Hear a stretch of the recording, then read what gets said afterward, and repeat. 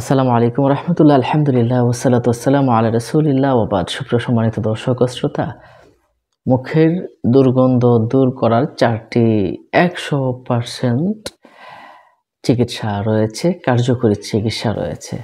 আজ আপনাদেরকে এই বিষয়টা জানাবো। খুব গুরুত্বের সাথে অবশ্যই ভিডিওটা দেখবেন।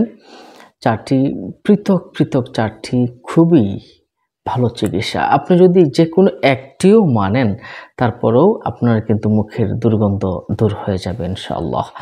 সম্মানিত দর্শক ও শ্রোতা, আসুন আমরা বিষয়টা জেনে নিই। দেখুন, মুখের দুর্গন্ধ যদি থাকে তাহলে ফেরেশতারা কাছে আসতে পারে না, ফেরেশতারা কষ্ট পায়, নামাজও আদায় হয় না, নামাজের মাঝে ফেরেশতারা কাছে আসতে পারে না, অন্য মানুষের কষ্ট হয়। অর্থাৎ আপনি অন্য মানুষের সাথে যখন কথা বলবেন তখনও দেখা যাচ্ছে তারা কষ্ট পাচ্ছে, যার কারণে আপনার কাছেও ইতস্তত লাগে অনেক সময়। এই কারণে আপনাকে অবশ্যই চিকিৎসা করা খুব বেশি প্রয়োজন। আর আপনি যদি এই চিকিৎসাগুলো করেন, নিঃসন্দেহে মনে রাখবেন ইনশাআল্লাহ আপনি অবশ্যই উপকার লাভ করতে পারবেন। এর 1 নাম্বার হচ্ছে, আপনি যদি এক নিঃশ্বাসে একদম পরিপূর্ণভাবে একটা নিঃশ্বাসে যদি 11 বার ছোট্ট এই দুরূদ শরীফটা পাঠ করতে পারেন, ইনশাআল্লাহ আপনি নিঃসন্দেহে আপনার মুখ থেকে দুরূদ শরীফের বদৌলতে, দুরূদ শরীফের বরকতে আল্লাহ পাক আপনার মুখ থেকে দুর্গন্ধ দূর করে দিবেন। সুবহানাল্লাহ। তাহলে দুরূদ শরীফটা কি? আসুন আমরা এই বিষয়টা জেনে নেই। আল্লাহুম্মা সাল্লি ওয়া সাল্লিম আলান নাবিয়্যিত তাহির, আল্লাহুম্মা সাল্লি ওয়া সাল্লিম আলান নাবিয়্যিত তাহির। এটা আমি বললাম। এখন আপনি এক নিঃশ্বাসে 11 বার এটা পড়বেন।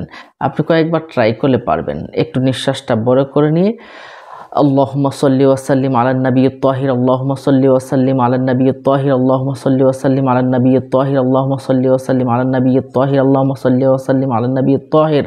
এভাবে 11 বার পড়া কিন্তু খুব বেশি কঠিন কিছু নয়। এভাবে কিন্তু আপনি 11 বার পড়বেন। আপনি যদি প্রতিদিন এই আমলটা করেন, ইনশাআল্লাহ আপনার মুখ থেকে দুর্গন্ধ দূর হয়ে যাবে ইনশাআল্লাহ। এবার আসুন 2 নাম্বার চিকিৎসার কথা আমরা জেনে নেই। আমি এই বিষয়গুলো কিন্তু নিয়েছি পাকিস্তানের একজন বিখ্যাত একজন পীর জনাব মোহাম্মদ ইলিয়াস আত্মার কাদিরি। উনি এই বিষয়টা কিন্তু ওনার বইয়ে এনেছেন। মুখে যদি দুর্গন্ধ দেখা দেয় তাহলে সবুজ ধনিয়া চিবিয়ে খাবেন ইনশাআল্লাহ। আপনি যদি কিছুদিন এই কাজটা করতে পারেন, সবুজ ধনিয়া চিবিয়ে খান, আপনার মুখের দুর্গন্ধ দূর হয়ে যাবে। নিশ্চয়ই বিষয়টা বুঝতে পারছেন।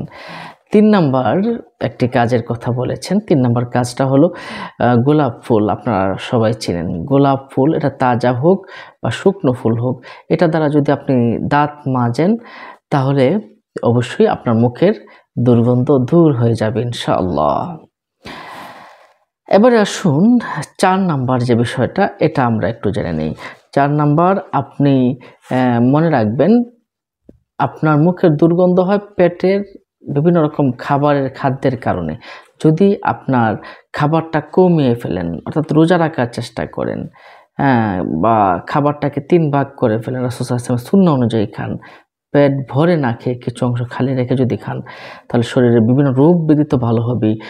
বুকে ব্যথা, অঙ্গে ব্যথা, কোষ্ঠকাঠিন্য, বুকে জ্বালা পোড়া, মুখের ফুসকা, সর্দি কাশি, গলা ব্যথা, দাঁতের মাড়ি, দাঁত দিয়ে রক্ত পড়া, মুখের দুর্গন্ধ, সবগুলো থেকে ইনশাআল্লাহ আপনি কিন্তু হেফাজত থাকতে পারবেন। তো শতকরা 80 ভাগ রোগ কিন্তু কম খাওয়ার মাধ্যমে আমরা মুক্তি লাভ করতে পারি। ফয়জানের সুন্নত নামক কিতাবে কিন্তু এই বিষয়টা এসেছে। সম্মানিত দর্শক ও শ্রোতা, তাহলে আমরা এই 4টি কাজ যদি করি, ইনশাআল্লাহ মুখের দুর্গন্ধ কিন্তু দূর হয়ে যাবে। মনে রাখবেন, মিসওয়াক করবেন সব সময়। রাসূল সাল্লাল্লাহু আলাইহি ওয়াসাল্লামের সুন্নাহ হলো মিসওয়াক করা। রাসূল সাল্লাল্লাহু আলাইহি ওয়াসাল্লাম এটাকে সুন্নাহ করেছেন। আল্লাহ পাক রব্বুল আলামিন এটার প্রতি গুরুত্ব দিয়েছেন। রাসূল সাল্লাল্লাহু আলাইহি ওয়াসাল্লাম বলেছেন, আমি যদি ফরজ হয়ে যাওয়ার আশঙ্কা না করতাম, তাহলে আমি ফরজ করে দিতাম, মানে একদম ওয়াজিব করে দিতাম যে প্রত্যেকটা মানুষের প্রত্যেক নামাজের আগে মিসওয়াক করতে হবে। কিন্তু আমি এটা করে দিই নাই। সুতরাং আমাদের কি করতে হবে? দাঁতকে পরিষ্কার রাখার জন্য অবশ্যই মিসওয়াক বা ব্রাশ করতে হবে। ভালো পেস্ট দ্বারা সবসময় ব্রাশ করে রাখার চেষ্টা করতে হবে। দুরূদ শরীফের আমল করুন আর এই নিয়মগুলো ফলো করুন। আল্লাহ পাক আপনার মুখের দুর্গন্ধ দূর করে দিন। আমিন। আসসালামু আলাইকুম ওয়া রাহমাতুল্লাহি ওয়া বারাকাতুহু।